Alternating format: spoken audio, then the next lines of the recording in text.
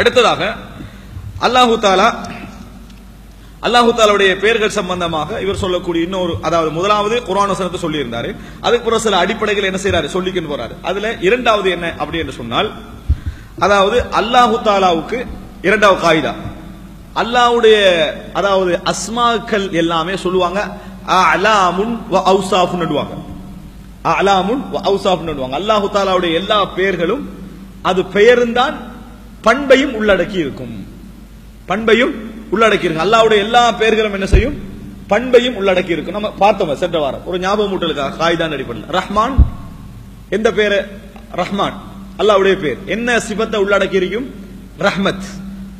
மலிக் அல்லாஹ்வுடைய பேர், மாலிக் அல்லாஹ்வுடைய பேர், எந்த சிபத்தை உள்ளடக்கி இருக்குது, முல்க் ஆட்சி என்பது. ஜப்பார் அடக்கி ஆளக்கூடியவன், ஜபர் என்ற சிபத்தை அல்லாஹ் தஆலா ஜபரூத் என்ற சிபத்தை வைத்திருக்கிறான். அதே போல ரஹீம் ரஹ்மத் என்ற சிபத்து. இந்த மாதிரி நம்ம என்ன செய்யறோம், அல்லாஹ் தஆலாவுடைய ஒவ்வொரு பெயர்களும் அவரையும் அல்லாஹ்வையும் குறிக்கிறது, அல்லாஹ்வுடைய பண்பையும் என்ன செய்கிறது குறிக்கிறது. இது நம்ம ஏற்கனவே பார்த்தோம். ரெண்டு